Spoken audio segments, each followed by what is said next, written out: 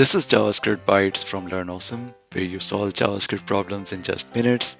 Today, let's talk about adding and subtracting days from a date in JavaScript.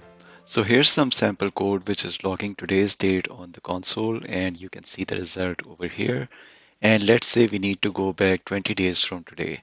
How do we do that? Now, I'll first show you the wrong way most beginners try so you can see the problem for yourself.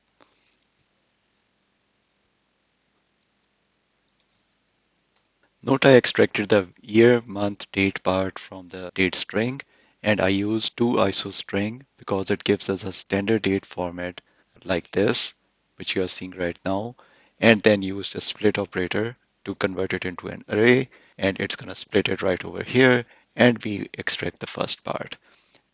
Now, why do we use toISOString? Because logging new date gives different formats depending on your system. At the moment, the output is the same. But toISOString gives a consistent format useful for APIs and databases. And you can always be sure it would be standardized. So now that we have today str available, let's try to subtract 20 days from it.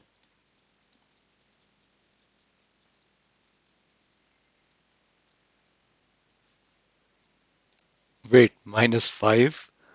That's not even a real date. And that demonstrates the problem. This approach doesn't handle month changes correctly. If today is the 15th, subtracting 20 would need to go back into February. But strings don't understand date math. And now I'm going to demonstrate the right way, using setDate instead of strings.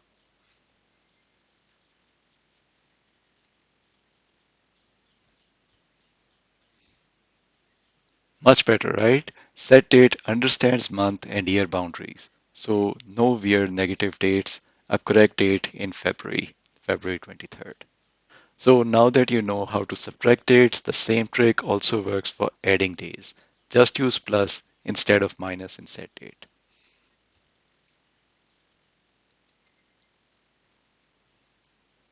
Here you go. The 20 days later would be 4th April, which was correctly calculated using this technique. Now you know how to work with dates in JavaScript. Like, share, and subscribe for more JavaScript Bytes on Learn Awesome. And explore our playlist and content available on the channel. Thanks for watching. Goodbye.